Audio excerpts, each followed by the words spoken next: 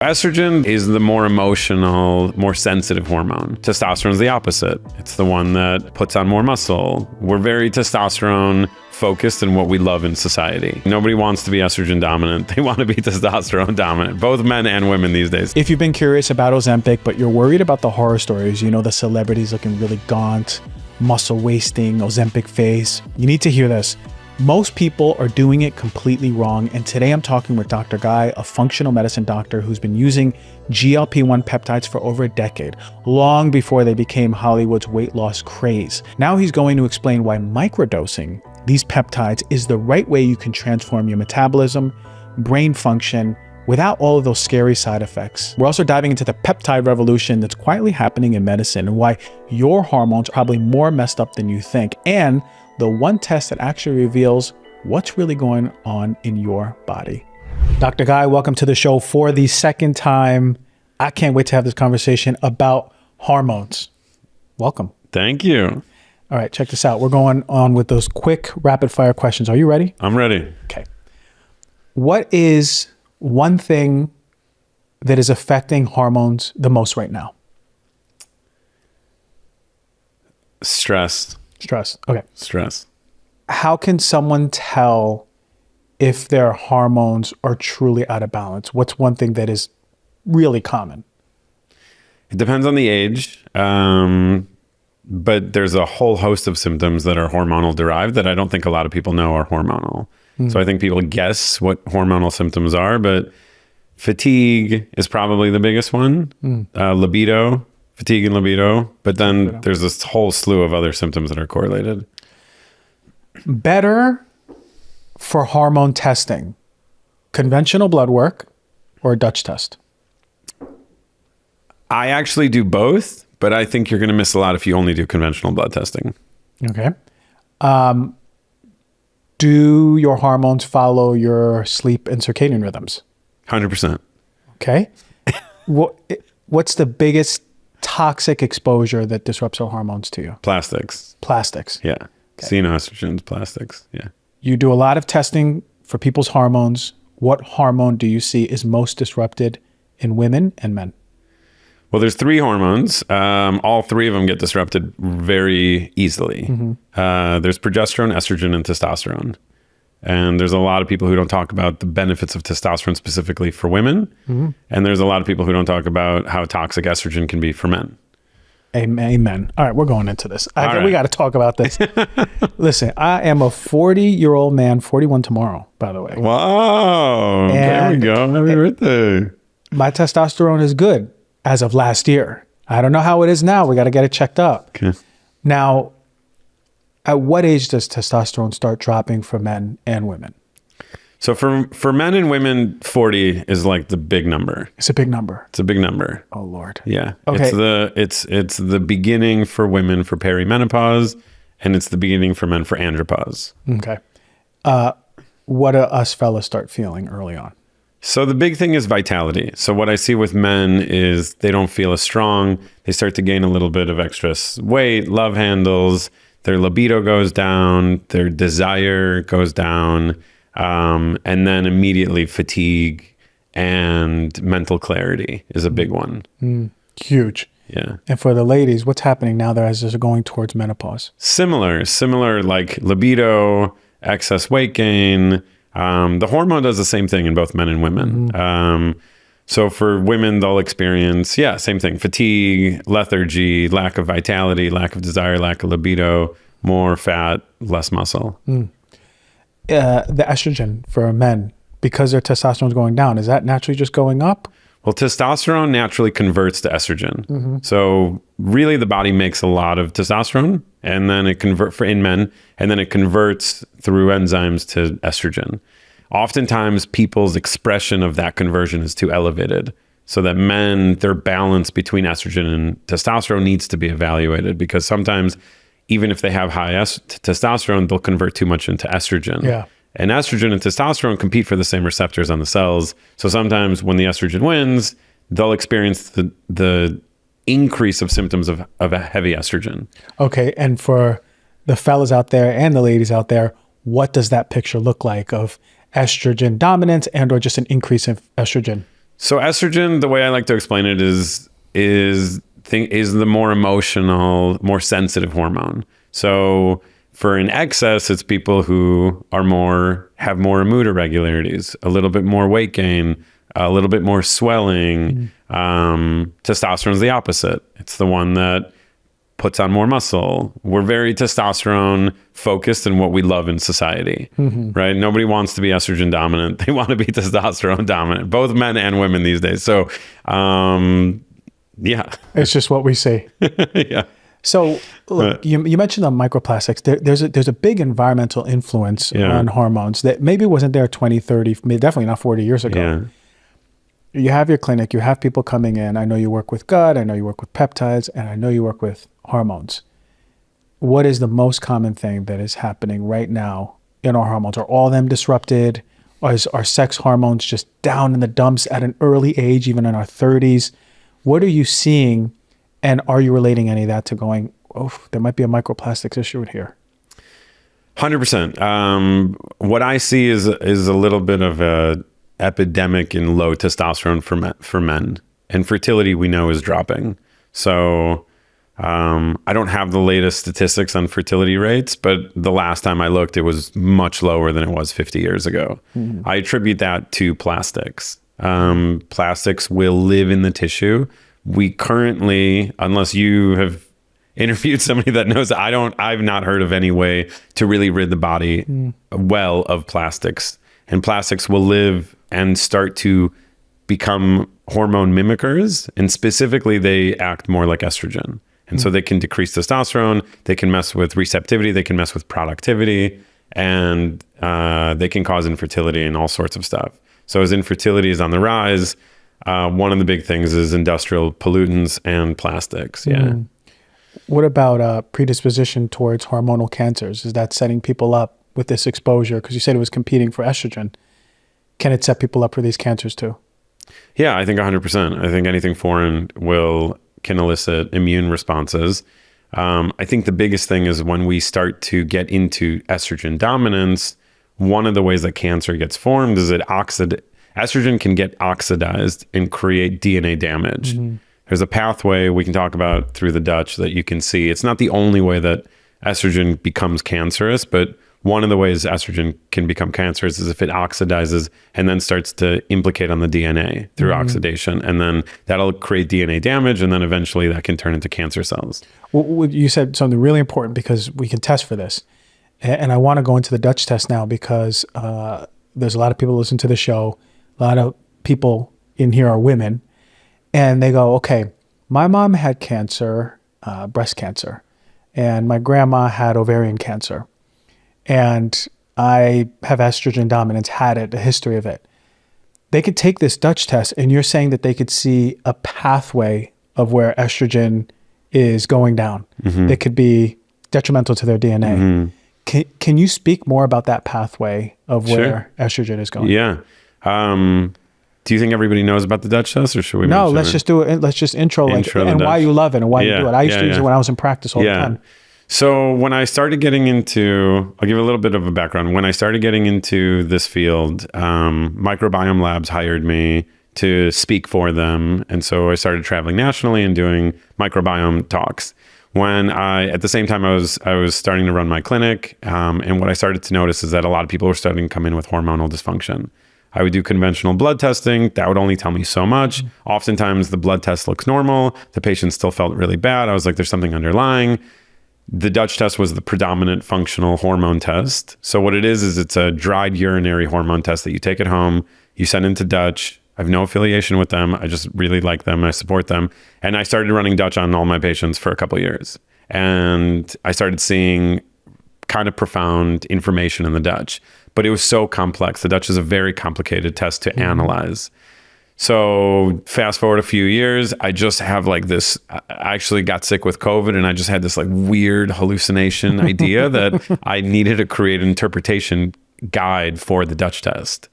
I don't work for them, I never worked for them, but I was like, I need to do this. So sat down and created kind of an algorithm, worked for a couple of years on it, basically then ended up getting funded and built this company called Endo Access. And Endo Access is a separate company from Dutch. and it interprets the Dutch for practitioners. And what we did was we isolated every hormonal possible dysfunction in existence for men and women, which is really cool. So now we know that there's 230, women can have up to one of 238 dysfunctional patterns.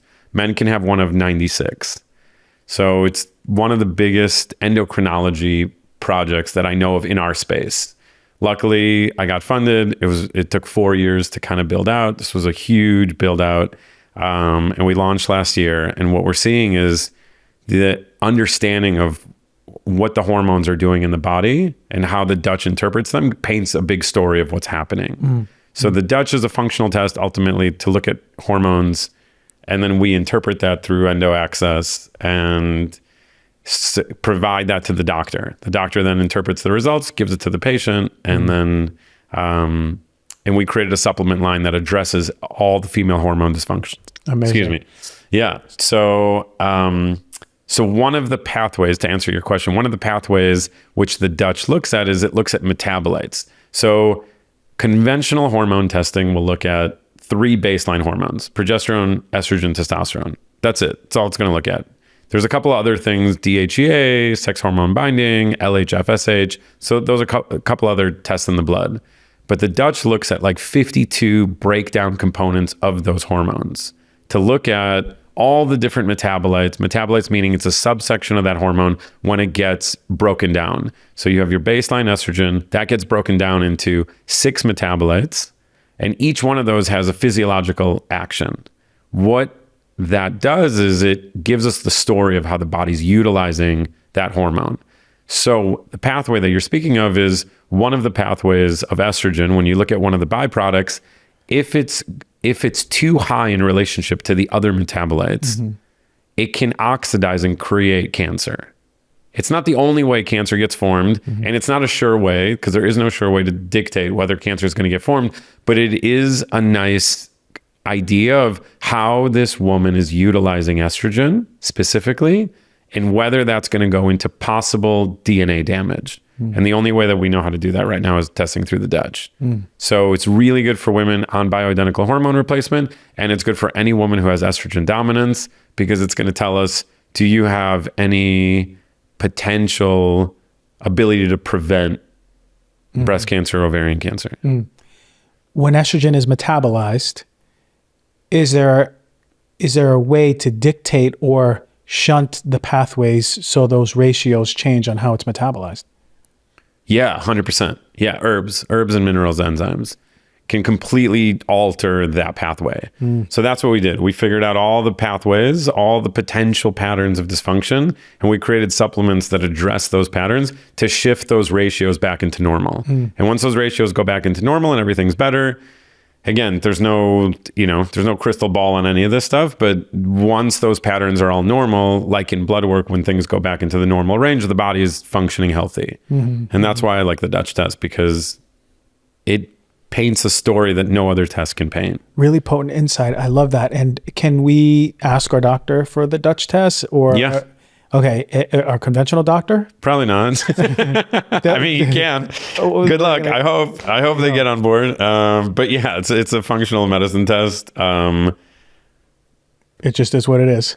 Yeah, any practitioner can order the test. Okay. It's a matter if they will order it. It's a matter if they will order it. And then if they're a practitioner, they can utilize our platform for free. Actually, we don't charge for it. And they can interpret and understand and provide that result to the patient. Yeah.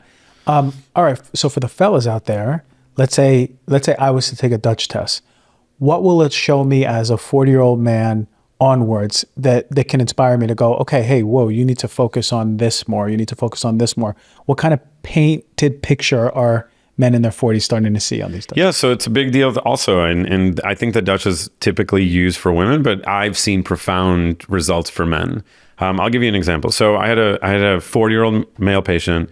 They came in and testosterone was like 230, right? Which is really low. The range that you want for men, I really like to get them as close to 1,000 as possible. Really, that's when men feel the most vital, the most like themselves, really energetic, mentally clear. So one of the ways that, especially if they're thinking about having children, I don't like to give testosterone replacement because that'll shunt their own production of testosterone and ultimately hurt their fertility. So I really like using something called Clomid or enclomiphene, which is a pharmaceutical. We can use herbs too, but I've never seen the herbs boost a male's testosterone into like the 800-900s. If it's like 230, 240, if it's like 500, 100%, then we use herbal protocols. But if it's really, really low, just in my personal clinical experience, it's been really hard. So I use the support of herbs and pharmacy to get them into their appropriate levels. The Dutch test will tell you how that testosterone is broken down into its metabolites. And sometimes men go into 5-beta versus 5-alpha testosterone, and 5-beta doesn't feel like anything. 5-beta is like the chill version of testosterone. So a conventional doctor can look at the patient and say, okay, your testosterone's 1,000. Yeah, you're doing all the good things. Yeah. I don't know why you don't have good quality of erections. Your desire's low. You're still not, you're not gaining muscle mass. Like, I don't know, everything looks fine. This must be a you problem. So then we run the Dutch and we see how their conversion pathways change. And then we shift their conversion from 5-beta to 5-alpha. 5-alpha is that you feel it. It goes into the cell. You feel the testosterone. It makes you... You're up. You're alive. Optimus Prime. Optimus Prime. Yeah. And is that shifted, that pathway shifted the same way with minerals, herbs, the same thing? Yeah, you have to block, you can block 5-beta. And sometimes it just Clomid is the wrong instance of that, right? And you have to boost, there's other ways to get them to go there. But that's why I always say, it's good to work with a functional doctor. So... Well, you said something that stuck out. I used to work in a regenerative clinic when I first moved to LA, and they love testosterone shots to the butt. Yeah. And all the guys came in there. I'm talking about, like, I didn't expect for that clinic to be booming with testosterone shots to the butt. Yeah. And you're saying that might not be so good if you want to have a baby. I love creatine. I took it when I was younger in fitness and really wanting to put on muscles. And for me, it was only about muscles for a long time until the research started really coming out and popularizing around mental health and brain. It's so important. And creatine is not just for athletes. It's for people that are wanting to support their cognition as well as their strength and recovery. It's something I take every single day, minimum 5 grams for myself. And something that might surprise you is that creatine is one of the most underrated supplements in women's health, especially when it comes to hormones, muscle health, bone health, brain function, mood, energy, almost everything that women are looking for in this world. Creatine is there. Now, most women are missing out on the benefits of creatine because it's marketed for bodybuilders, right? And that's what I thought when I was younger. But the studies are now coming out showing that it can support not only the muscle, but as we age across the board, especially for women going through menopause, it's going to help maintain that muscle mass, that bone density, and that is crucial for longevity. It's going to help the cognition stay sharp. And creatine supplementation in perimenopausal, but especially postmenopausal women can improve muscle size and function. And we're not talking about being bodybuilder jacked up. No, we're talking about being toned and healthy. And when you combine it with resistance training, it can positively affect bone health, and that is essential for longevity. I love Peori's Creatine Plus with taurine. It's not just creatine, it's got one of my favorite amino acids in the world, taurine. And not all creatine is created equal. This is the innovative combination of creatine monohydrate and taurine that is going to support both your physical performance and your cognitive function. So each scoop, you get 5 grams of creatine and 400 milligrams of taurine to support muscle growth and increase muscle strength, muscle support, and recovery. It's going to reduce muscle damage and soreness. And with Peori, always, I know I'm getting a transparent, clean, high quality, high integrity company. Peori Creatine Plus is tested by the Clean Label Project against 200 nasty contaminants like heavy metals, pesticides, dioxins, BPA. And guess what? You could scan the QR code and see the results for that specific batch. This is transparency at the highest level. It's the most ultra pure company that I have found. In an unregulated industry, Peori rises to the top with third-party testing and publishing everything to give you confidence. So if you want to try my favorite creatine that I put in my morning smoothie every single day, You're going to get 20% off of your Piori order. Get yourself some creatine plus. Go to piori.com/DRG and use my code DRG. That is PUORI.com/DRG. Let me talk to you something that has been a total game changer in my home, and it's probably not what you think. It is an air purifier, because what we breathe in matters as much as what we eat or drink. And air quality in our homes can be filled from everything from mold spores to pollen to smoke to allergies. And air purifiers are so important. Most of them are going to be in plastic boxes, make a lot of noise. And then I discovered the JASPR. The JASPR was brought to me by my sales team, and they said, this is a fantastic air purifier. And I looked into it, and it was true. I loved it so much that I got the founder on. And what immediately caught my attention is the design. It's so many of the air purifiers are clunky, antiquated looking, 90s looking, and this is sleek, quiet, and powerful. But here's what really got me. It's built with steel, not plastic. So we're talking about machines that are actually built to last. So JASPR handles everything from smoke to mold to pollen, all the allergens that make you feel terrible without you even realizing why. Whether you're dealing with seasonal allergies, live in an area that is susceptible to wildfires or smoke, or just want the cleanest air possible in your home, get this. I am confident that you will love it. It has a lifetime warranty. Yes, lifetime. That tells you everything you need to know about the quality and engineering that goes into these units. Since I've been using my JASPR for about a year now, I have 2 running. One's on the first floor, one's on the second floor. Ooh, I have 3 actually, 1 first floor, second, third floor. And I've noticed cleaner air, better overall sleep, and just an overall sense that my home environment is clean. The air is nice. We tested it. We have people come in and test the air, and they say the air is super clean. Thank you, JASPR. Go to jasper.co/DRG and use the code DRG for $200 off for a limited time. That is JASPR.co/DRG. The code is DRG. 100%. I'm not a big fan of testosterone replacement therapy for most people until they get to the age where they really can't make it themselves anymore. Yeah. I'm a big advocate overall of using using your body's ability to create the things it needs to create and promoting those pathways. Mm-hmm. That, in my opinion, is the best medicine. Yeah. So when there's replacement therapy, it's only when the body can't produce those molecules anymore. And that's how I work clinically across the board with peptides, with amino acid therapy, with everything I do is to help the body produce what it needs to do. I just try to give it the building blocks to do that. For sure. Yeah.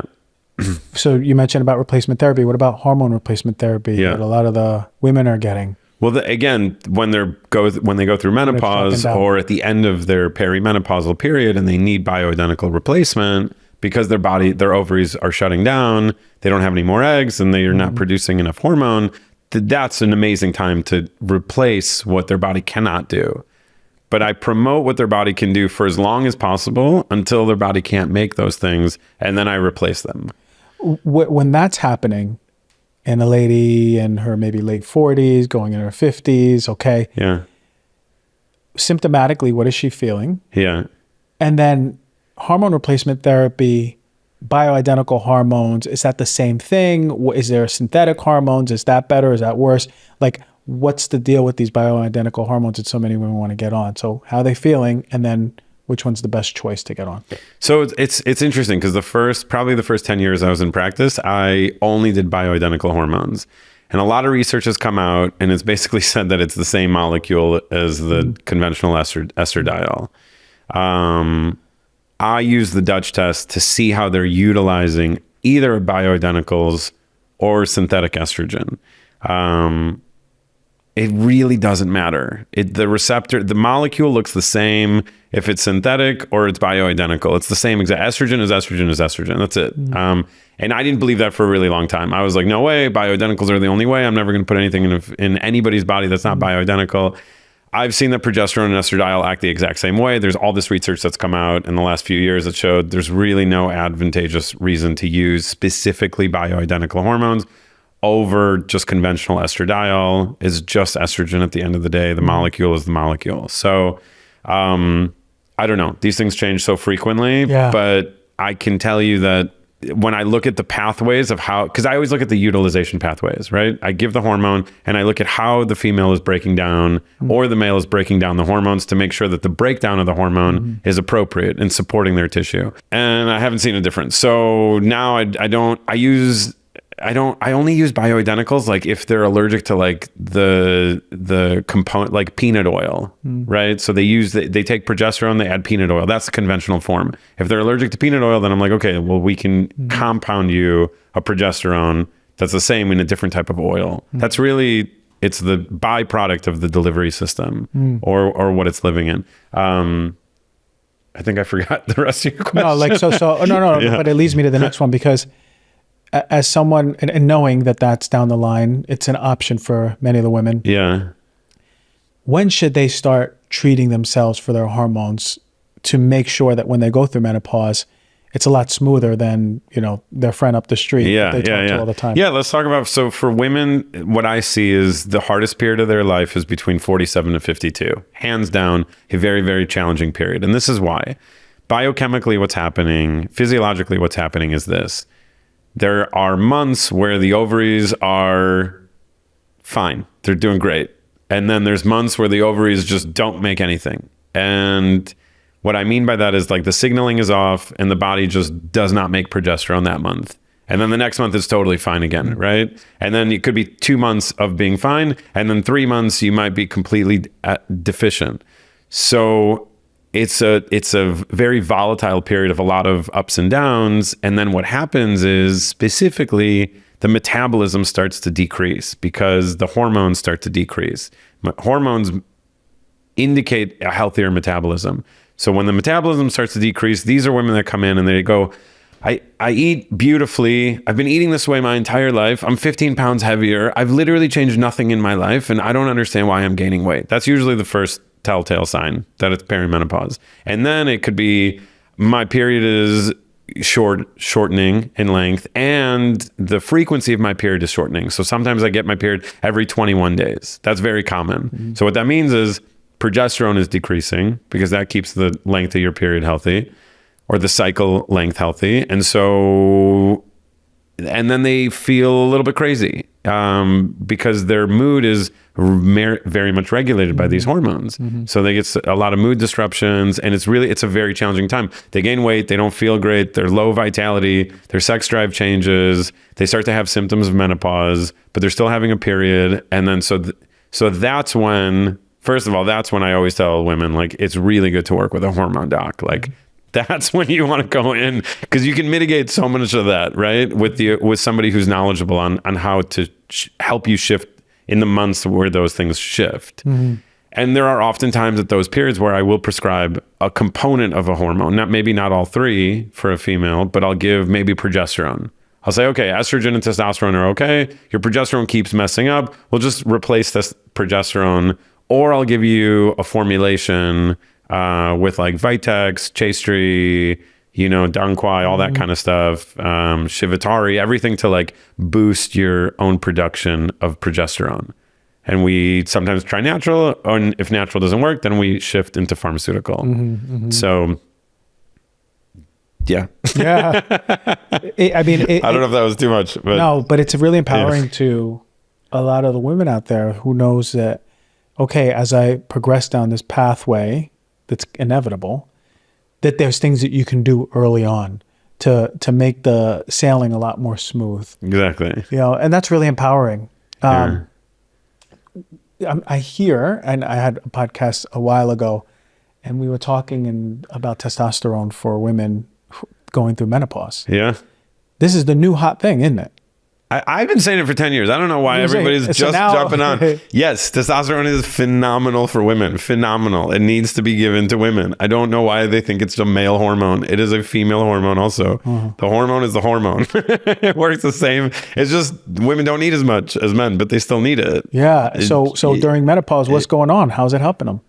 Oh, like it just, testosterone is directly correlated to metabolism. So if you want a healthy metabolism, and you don't want to start decreasing your metabolism, and metabolism indicates how many calories you burn at rest, right? So if we talk about metabolism, it's I'm sitting here all day. Let's say I didn't move. I burn a certain amount of calories. If my testosterone starts to decrease, my body uses less calories, which means that if I'm eating the same, the excess calories that I'm eating directly convert to fat.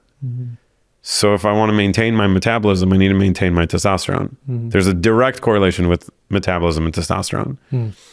So okay. yeah. You know, I mean, so this women is need great. testosterone. Yeah. Women need testosterone. Yeah. Is there do they start? I guess it depends on the Dutch tests, right? Or the testing. Or conventional labs. I mean, conventional labs are very good for serum testosterone. Yeah. Conventional labs are not great for progesterone. Yeah. Okay. Potent information for the ladies out there. Yeah. Amazing stuff. All right. What about, listen, this one is out of control for people. Cortisol. Does the Dutch test that? It does test that. Okay. How is cortisol supposed to look for a healthy person? Yeah. And stress. Yeah. What does dysfunctional cortisol do to a human being? Yeah. So if you have too much cortisol, there's a correlation between cortisol and cortisone. And cortisone is considered like hydrocortisone, right? So if I gave somebody a lot of hydrocortisone, they'd gain a lot of weight because that is the component of cortisol that increases weight gain. So cortisol is a hormone made from the adrenal glands. That is the best way I explain it. It's your battery. So imagine we're all iPhones. We use our battery all day. We plug in at night. We recharge our battery. That's cortisol. You recycle, you recharge and reset your cortisol at night. That's the purpose of sleep. So sleep is so important. Regenerates your cortisol through the night. You wake up. Let me ask you something personal. How is your sleep? No. How really is your sleep? I don't mean just getting through the night. I mean deep restorative sleep, waking up feeling recharged. I love my Birch mattress. You've probably seen my Instagram at some point with me doing back flips or front flips or side flips or trying to attempt a flip on my Birch mattress. And it's because I've had it for so long and they are one of my longest sponsors here. I love them. I stand by them. I've been standing by them as the best quality mattress you can get. Birch not only has transformed my sleep, I sleep comfortably. It's not too hard. It's not too soft. When I have my partner sleeping in the bed with me, when she moves around, I'm not really waking up. It's a quality mattress, but it's not just the comfort and the function. First and foremost, it's the quality. It's made of natural materials. It's avoiding all those harmful off-gassing that happen at night. And that's because of these synthetic mattresses that off-gas. They're loaded with chemicals, synthetic foams, and materials that are going to disrupt your sleep. You're sleeping at the interface, even if there's a little bed sheet on it, and it's off-gassing. You're breathing it in. It's going into your system, to your lungs, to your blood, and it's affecting your system. Your immune system reacts, especially if it's over time. I want you to think about microdosing chemicals a little bit at a time when you sleep for the life of your bed. That's how it happens. This is why I always, anytime I work with people and doing home cleaning, home care, I tell them you need to invest in a bed, if it's a conventional bed, when you can, right? It's not going to kill you overnight. It won't, but it could affect you over time. This is why I stand by Birch. They source only the finest quality materials, organic fair trade cotton, organic wool, natural latex straight from nature. It doesn't have that chemically smell when you open it too. I absolutely love that they have organic wool and it's hypoallergenic. No synthetic treatments. It's ethical. It has no chemical flame retardants, just natural materials doing exactly what they need to do. Plus, every Birch bed is constructed with non-toxic materials that make it breathable. So you don't have to worry about mold and mildew and sweating through the night. Birch is dedicated to not cutting corners. They own their own manufacturing facility. They control every single step of the process so you get the highest quality bed. Birch will send you your bed with a 100-night risk-free trial. It'll ship directly to your door and it's going to come rolled up in a box. It's easy. You just open it up. It opens up in your room and you have a 25-year warranty on that bed. I want you to enjoy sleep. Sleep is the fountain of youth. If you don't sleep well, I don't care what it is you're going through, it needs to be addressed as the number one thing. You need sleep. You need restoration. If you want a new mattress, if you're looking to get a new bed, I'm going to stand by Birch forever. birchliving.com/heal-thyself. You get 27% off site-wide. That is birchliving.com/heal-thyself, HEALTHYSELF, and get 27% off. Thank you, Birch. According to, pretty much everybody, you wake up and then you're supposed to look at like bright light, and that's supposed to trigger your adrenals to wake up, and you get a cortisol awakening response. And that surges your cortisol, and that's your battery for the day. So the graph looks like you wake up and it's like mid-level, and it shoots up in the morning and it goes all the way down for the rest of the day. And then when it's kind of at its end, that's when you're supposed to get tired. Your brain starts to generate melatonin and you pass out and you fall asleep, and you're supposed to stay asleep through the night. You regenerate all your cortisol, and that happens again. So there's a production of cortisol, which is a 24-hour production of cortisol. And then there's metabolized cortisol. And metabolized, we keep using that word for those who don't know. Metabolized just means utilized. Metabolized means, how do I utilize or break down anything I'm talking about? So if you're metabolizing cortisol, how does that look? How are you utilizing your cortisol through the day? And how is that then corresponding to symptoms that you're having? Does that? Yeah, 100%. Now we know about cortisol. We know the rhythms. We know what it does. We know why, which is really important. So now we have the grounding context. Good. What the heck is the number one disruptor of cortisol? Is it just stress? Yeah, I would say stress. I mean, brain, the nervous system is the major, right? Your brain is the major regulator for everything. And when people forget that the nervous system is the master control program, they forget that the rest of the body is correlated. I used to do a lot of emotional therapy for patients for like 10 years before I got into medicine. And what I realized was there's a certain amount of healing that needs to happen. Everybody, right? We need emotional healing. Super important. But if your body is not properly managed chemically, your emotions start to dictate the show, and you have a harder time addressing your emotions. And the central nervous system is the way that we process our emotions in a healthy manner. And then that correlates to cortisol and physiological dysfunction. So, but you have to have the body be healthy in order to process the right amount of cortisol, in order to regulate the brain and the chemistry behind, and to maintain health and well-being and mental health and well-being. It all stems from the nervous system. They're all connected, man. It's like, I don't think that people in therapy respect enough the physiological basis to mental health issues. But I also don't think that doctors respect enough the emotional component to physical health issues. Exactly. You know, and so it's like there's this crazy loop where a true integrative doctor, professional will go, both sides. I see the picture here, you know? And that's really, I love that you said that, because I can see that you're embodying that, I'm sure, with your clients too, and your patients. So this is great stuff. What about the brain fog though? People are suffering with brain fog. They're waking up, they're going like this through the day. Everything seems just like they're swimming underwater. I know they come to you with the brain fog. What is going on? Is that cortisol? Is that testosterone? Is it estrogen? Is it all of them? Brain fog, primarily the first thing I look for is thyroid, right? Another set of hormones in the body. Your thyroid is kind of your major energy producer. So if you have brain fog, it means your brain isn't processing energy enough. And T3, which is one of the thyroid hormones, is like the direct, it's like the atomic bomb of energy in the body. If you have low T3, you're not producing, the plant is not working. Your plant, so you have mitochondria, you have adrenals, and you have thyroid. Those are the major three components for fatigue. Brain fog is just mental fatigue.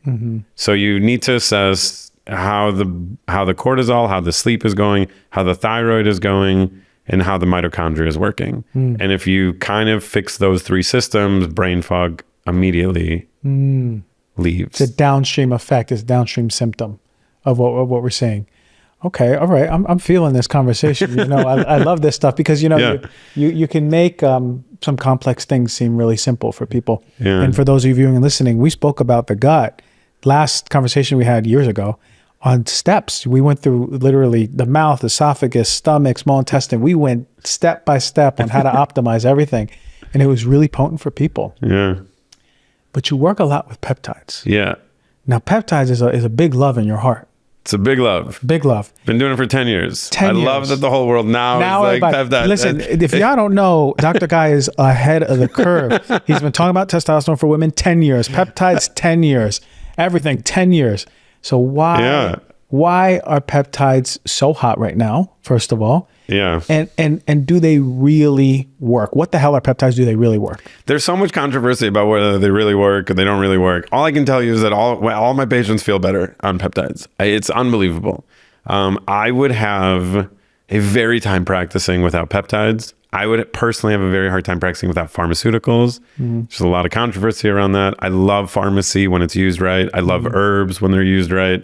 I love supporting the body when it's used right. Peptides is, in my opinion, one of the most natural methods of delivery for modulating the body. And what I mean by that is they're amino acids, they're proteins. So when you look at how the body functions, your DNA indicates everything in the body. Your DNA is the blueprint for the body. So when your cell needs something, it goes to the nucleus, it gets a fragment of the DNA gets translated into a protein message. That protein message flies to a different part of the body, creates a response. That's a peptide.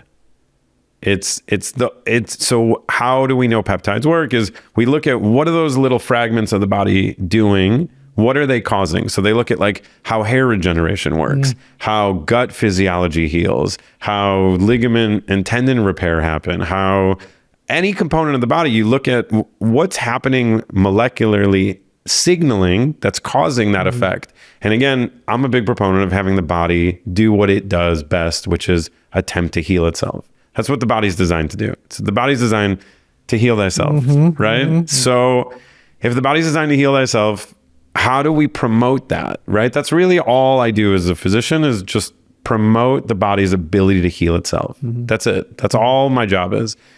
And peptides they're beautiful. They're beautiful little molecules, and they work amazing. And I'm a big proponent of them and I use them clinically. And when, there's a lot of things that I could tell, a lot of people are going to like these really cheap peptide companies and we should talk about that. A lot of people are getting Chinese derived peptides. Yeah. It's a big problem. They're trying to save a buck. Don't do that. I called all the Chinese. I did. I was like, I want to offer cheap peptides in my clinic. I'm like, how do I compete with these companies? I called like 12 Chinese distributors. Not one of them tests for heavy metals, molds, toxins, nothing. They say that there's a purity scale. They don't know what that means. They don't know what the other non-impurities mean. Their testing methodology is awful. I do think they're sterile because they do sterile compounding, so that's okay. But you don't really know what else you're getting in those peptides, and they're Chinese derived. So everything, I am a big proponent of US derived peptides in a really nice facility that's tested with batch testing on everything else that could be inside of that peptide. So you're not potentially driving any other markers of dysfunction. And if you can't afford the good ones, I would say don't do it. The thing about peptides is you're injecting them. So you have a natural immunity in your body. Your stomach acid, that's your big immune barrier. Every time you ingest anything, it goes through this massive vat of acid. It kills anything that's not pure. And that's how the body protects itself from the outside world. But with peptides, you're injecting yourself. You're bypassing that system. You're going straight into the blood. Don't get cheap with yourself. Don't get cheap with yourself. It's definitely not a place to just overlook and just... That's not the place. There's a lot of places you can get cheap. Don't inject yourself with stuff that I'm a big fan. I'm like, that's the only thing that I don't like about this industry right now is everybody's going for cheap baseline peptides. They don't really understand their physiology. They're like hearing about these cool ones. Yeah. I love them. We can talk about them, but I always tell people, just be safe. Even if you can only do one, just make sure it's through a good, healthy pharmacy. Give me a good case report of something, of a client or a patient using peptides and how it really improved their life. Oh, I can give you tons. I just cured, well, not me, the molecules. The molecules cured a case of smoldering colitis through peptides. Wow. Which was wild to watch. Long-term, sustainable? Yeah, 3 years later, gone. Wow. But what is it? 6 months. One round of peptides? 6 months. A few rounds of peptides. And is it just that the signaling is creating a whole new pathway in the cells? Just healing. It just heals the response, right? It's incredible. It's incredible. Okay. I see that all the time. Joint dysfunction, unbelievable. Yeah. What else? Smoldering colitis, brain issues? Yeah, I mean, there's a peptide for everything. So if people don't know about peptides, a peptide is, again, it's just a fragment of amino acids. It's a signaling molecule. It signals the body to do something. So they just look at all the different ways the body heals and they create a peptide for that. And then you inject that peptide typically, and it goes and creates that response. So there's a couple dozen I use in practice based on what the patient's experiencing. So if they come in and they have joint dysfunction, joint pain, gut problems, low vitality, low libido, I mean, name it, like name the symptom. There's one that makes you tan. I mean, it's crazy. There's a peptide that increases your own production of melanin. It's called melanin tan 2. Yeah. You just inject this peptide, you go into the sun, and you literally turn tan in like 10 minutes. Come on. Yeah. It's crazy. The only danger of that is if you have melanoma, it'll feed the melanoma. So before I do that one, I send somebody to the skin doctor, say, dermatologist, please evaluate. Are there any melanomas now? Okay, great. Then you're safe for melanin tan 2.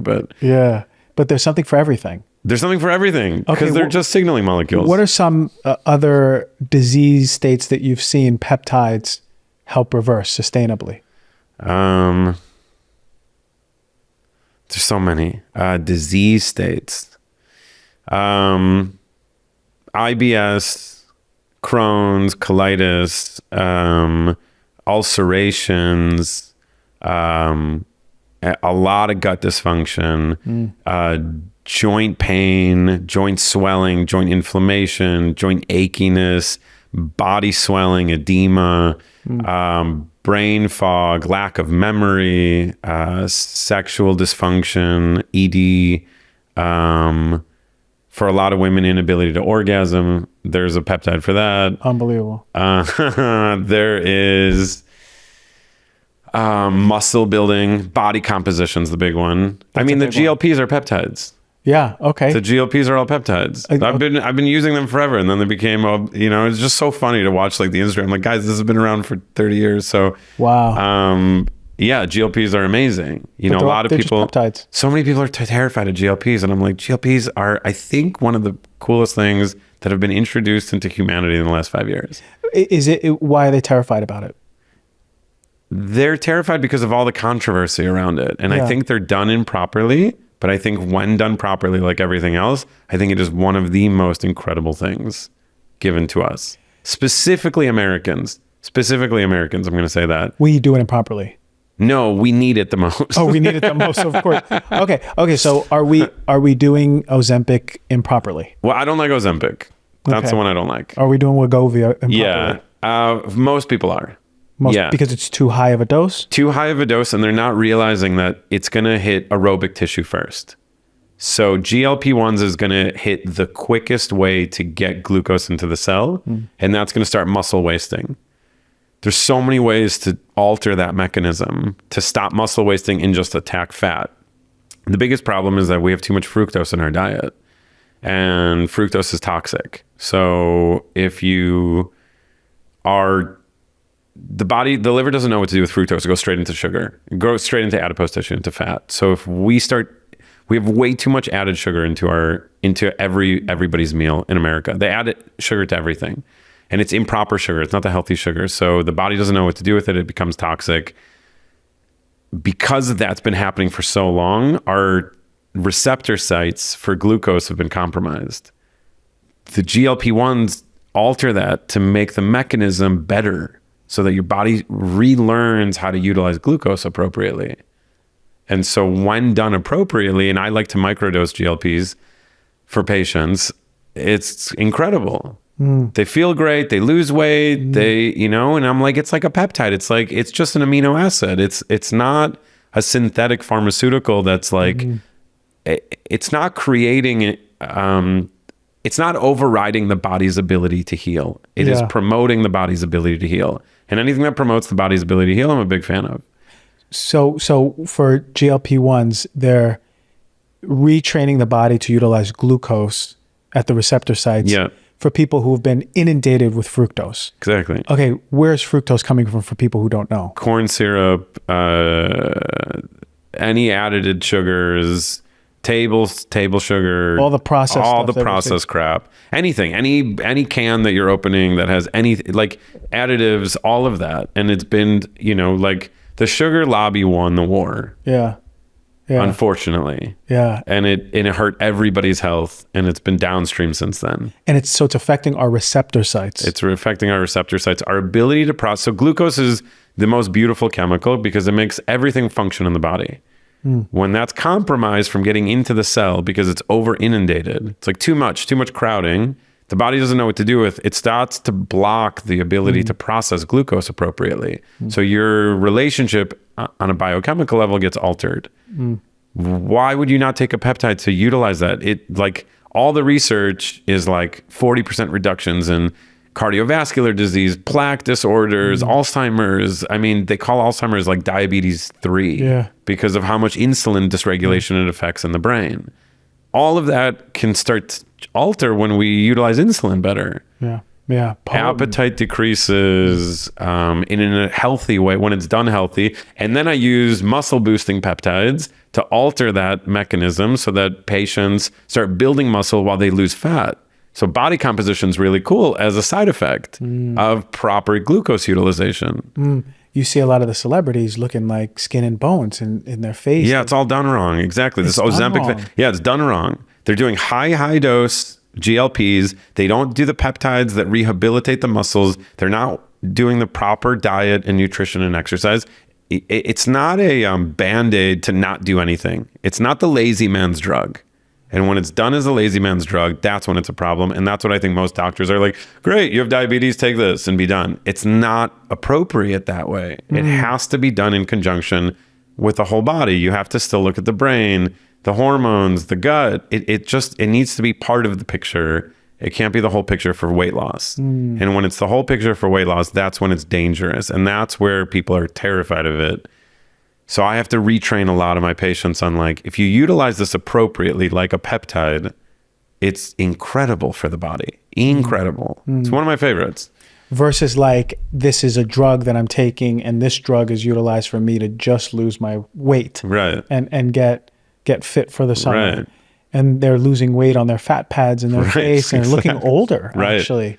Right. So it's a big problem. It's huge. Yeah. So you said microdosed GLP. Yeah. If you microdose it, will you still lose weight? Yeah, if you do it correctly. If you do it correctly. Okay. And microdose is not just losing weight, but you're going to notice brain benefits too because it's utilizing glucose better. Exactly. Incredible. So people are going to be, my patients are like, how have I not been on this forever? When they take it. When they do it right. But I usually do two peptides or 3 at the same time, along with whatever else is going on in their body, right? So try to get them back to a place where they're vital. Yeah. Now this begs the question then, all of these peptides, they're signaling things in the body. Can it signal a disease? Yes. Again, it's mechanism, right? And that is where peptides are a little bit scary because there probably hasn't been enough clinical research on them for long enough of a period.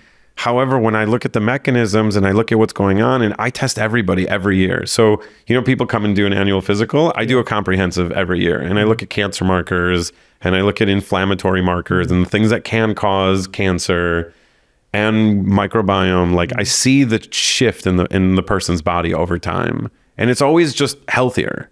So I don't see for me, I'm like, cancer is when the body's, it's not processing the immune system properly. It's an immune system issue. And when the immune system gets overrun with leaky gut and inflammation and histamines and all these burdens, it can't regulate the cells properly and mitigate cancer. Not every time, but for the majority. So I just think we've sort of fallen out of a comprehensive evaluation for people. And we're so myopic and it's this thing. And I'm like, it's not it's an organism. It's the whole thing. And if you start to fail looking at the whole picture together, then you run into issues. That's the true holistic doctor coming out of you right there, the integrative approach to everything. The gut issues was really potent because there's a lot of people, who are really suffering with, you said IBS, inflammation, ulcerations, and maybe peptides, if they haven't found an answer with like the dietary stuff or even like the hypnosis stuff or whatever it is, that might be the thing that can really help them. Yeah, it's incredible. But with gut, I mean, we've already done our we done the gut. Go listen but to gut, the gut but gut is you got to figure out the cause of the inflammation for sure. 100%. You got to reduce the cause, then you start healing. It's hard to heal the gut when it's inflamed. I want to go back to that emotional piece. I want to go back to the emotional stuff. You know, what was the emotional work that you were doing 10 years ago? So I found, in my opinion, the best emotional therapy for me, I guess at the time, and for what I was treating. There's a technique called neuro-emotional therapy. It's called NET. Are you familiar? Yeah. So for those of you who are not, it's not a very commonly known one. It uses mechanics of the body to indicate a yes/no response. So you ask the patient a question. Weirdly, there's a physiological phenomenon where the muscles will either become strong or weak depending on the question. It's wild to watch the first time, and you don't believe it. When you start working with the body in that mechanism, you're like, wow, the body's very responsive, actually. The body more than the mind.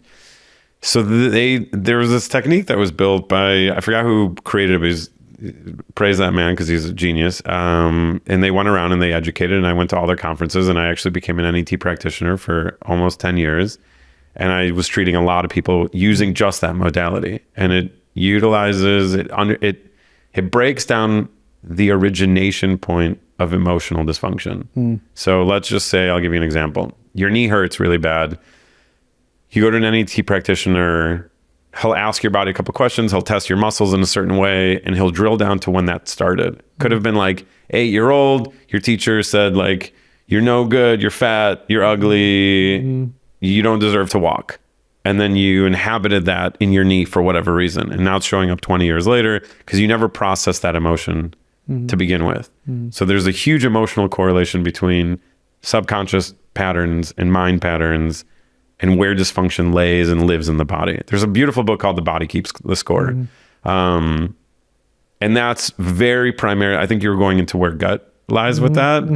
The gut is considered the second brain by many and the emotional center of the body. And a lot of people worry and they contain that worry in their gut. And that needs to be looked at as well. Always. Like a true integrative doctor right there. You got to look at the emotional aspects for sure, 100%, because then it could drive all that hormonal dysfunction that you were just talking about. You know, and that's nervous system. So that's the brain. That's the brain. So brain and nervous system, that needs to be regulated emotionally and physiologically. So, I took some peptides. Okay. I still have one. I saw you just drinking some. I have one in my fridge, the IL-30, the one for my immune system. Oh, LL-37? LL-37. I still have that one. I have to take that one. I haven't done that one yet. But I did the cerebral lysin. And it worked. My brain was so sharp. But it's like a big bolus. It was wild, and it was this big needle. My girlfriend put it in my butt, and I almost fainted. I never almost fainted ever on a needle. And I was just getting so hot and sweaty, and my eyes were going. And I was like, am I going to faint from a needle in my butt? So I don't even know how that's possible. I'm telling you, man, this needle, for those of you viewing, listening, I was this big. It was. I don't know what how they many get feet into. Is this? How many at Dr. G's house. I don't know what they get into. This looks like 3 feet needle. By the way, a needle for peptides is this thing. Okay, well, I got the biggest one of the biggest ones. I don't know, but but the cerebral lysin went in, and within a few days, I was like, whoa, okay, it's like a veil was lifted of fogginess. It was really fantastic. I think I have to do it again because it lasted you do for like daily. A month. You do for it daily. 6 weeks. Okay, no, I did it. See, I didn't do it like that. I did it twice. I only did twice ever, and it was over a few weeks. So no. It's a daily regimen for a month or 6 weeks. You got to look at where it's coming from. But the Russians, that's like a big Russian peptide. The cerebral lysin? Yeah. The that Russians comes from Russia. Oh, whoa. Okay. I hope they're testing. You got to look at all the research is from Russia on cerebral lysin. It's amazing. Really? Yeah, it's really good research too. Russian research. Yeah, it's really good. Yeah, a lot of people talk crap, but like the physicists in Russia are amazing. Oh yeah, it seems like all in the history of like movies and real history, there's always Russian physicists who are incredible at what they do. Well, because they taught calculus in like second grade. Yeah, exactly. It's a very mathematical society. 100%. So cerebral lysin. I mean, most peptides come out of Germany, but cerebral lysin for some reason came out of Russia in like the 70s. Can people buy peptides, or do they have to go through a doctor? They can. That's what I was saying. Like you can buy them. There's all these companies popping up now to sell peptides. My biggest advice is work with a doctor. Get them from a reliable source that the doctor has vetted. Hopefully he's not just using cheap Chinese peptides. Just don't get Chinese peptides. Make sure they're compounded in a U.S. lab, U.S. derived, U.S. produced. That's it. That's my big. You're injecting these things. Be safe. Yeah. Yeah. 100%. Man. Be safe with them. Okay. I have one last question for this. I would love your opinion. You know Brian Johnson? Yeah. He uses tons of peptides and tons of everything. And he said cerebral lysin is his favorite. He said cerebral lysin is his favorite? His favorite, yeah. Really? Yeah. Him and I have something in spoke common. after him at the last event in Venice. Oh, there was a Venice event that he was speaking at? Yeah, what was it? Like the giraffe event? A giraffe event? Yeah, like the wellness giraffe. I don't know. Did you hear about these guys? Nah, man, I don't know. They brought Brian Johnson, a bunch of cool speakers. I spoke right after him at the event. Yeah, nice guy. But then he was like, yeah, cerebral. And Ken Holtorf was there. Oh, whoa. Okay. Yeah. How did I miss this one? I don't know. I was outside right here getting the mail. A Huberman walked right past. Really? Yeah. No kidding. But he don't like me. We don't get along that well. Really? From the past, yeah. So there was no eye contact. He also talked some BS about peptides. Does then he? he kind of recorrected himself. Yeah. There's a lot of reconnection. I was like, come on, Huberman. Come on. Right, exactly. No, I actually love his podcasting. I learned a lot. Anyway. I think he has a great show. Yeah. I think it's a great show. That's all I'm going to say. That's all I'm going to say. This ain't the gossip. This is Heal Thyself Gossip Podcast. That's the after hours. That's the Patreon one. You only get invited to that for the bloopers. Exactly, for the bloopers. So bro, anything else going on, like anything resting on your heart that's important that you want the people to view or viewing and understanding about, like what's going on, like anything else? Yeah, I think we're living in a society. I think this is the big one that I'm seeing right now that I really want to. I think we're living in a society where people are jumping to therapies before they understand their body's mechanisms. Mm-hmm. Everybody's so interested. They hear about this cool thing. They jump on it. Mm-hmm. The body is separate and individual for every single person. I really think like the best use of people's money is getting somebody to fully evaluate comprehensively what's wrong. Mm-hmm. Wherever you live, in whatever state, in whatever country, whatever's going on, find somebody that can evaluate you comprehensively, because it's not about therapies. It's about the totality of the picture. Mm-hmm. And I think people are missing that because they're like, I want to try this one thing. I want to try this one thing. Or I want to try this one thing. And they're not doctors, and they're using chat to medically diagnose them. There's this crazy, all of a sudden, like authority that chat has, and everybody's leaning on this. Like, everybody. Yeah. And it's, and we ran so many labs through chat, and it's, some of the stuff is accurate and some of it's not. And I'd say it's 60% there, 70% there. And listen, maybe in 2 years, it'll be better than all of us as doctors, and we'll all be out of a job. Mm-hmm. And that'll be crazy, because then everybody will be healthy, and that's amazing. But just don't jump to therapies. Figure out what your body's expressing. Get to the root cause.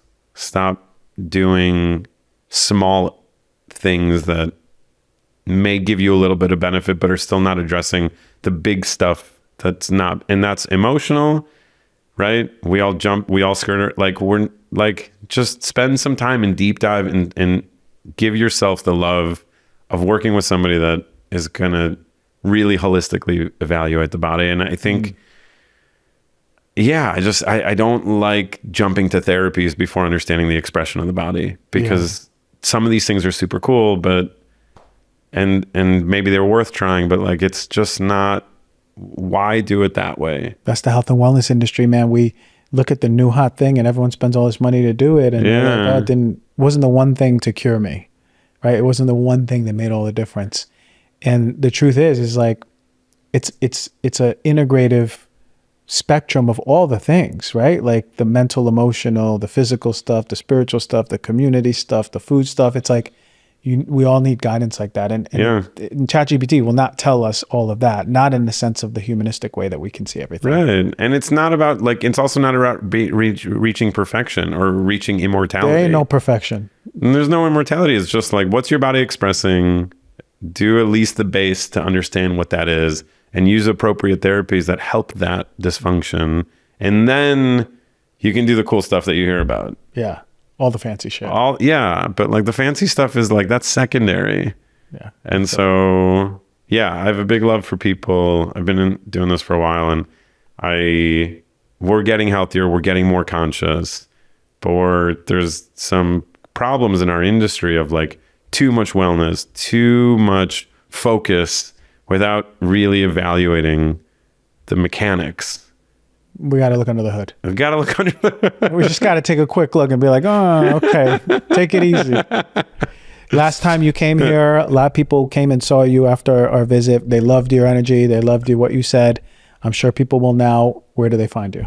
So my clinic's in Beverly Hills. It's called Citrin Wellness, Citrin. If you just Google Citrin Wellness, it'll give you all the info. And for any practitioners listening, if you want to use Endo, it's free. It's free to use. So endoaxis.com, endoaxis.com, if you're a doctor and you're utilizing Dutch and you want to interpret for your patients. But it's exciting. We're on the forefront of like, supporting women specifically. They've been so bastardized by the industry for so long. It's really cool to be part of an organization now that I helped co-found, and we're changing women's lives and making their hormones not disrupted. And it's not just a band-aid of take some birth control or you're fine. Yeah. And that is a big message for women of like, any hormonal dysfunction you feel is not okay. Yeah. Amen. Your symptom for hormonal issues is not okay. It's like having a headache. It's not okay. It's not okay to get headaches. It means something's wrong. It's like period cramps, flow issues, cystic acne, hair, anything that you can think of that's hormonal, fatigue, brain fog. We don't have to live in those worlds anymore. We can optimize now. We have so many tools. It's super cool. It's a great time to be alive. It's a great time to be alive. All right, brother. Thank you so much for what you do, what you bring in, the knowledge.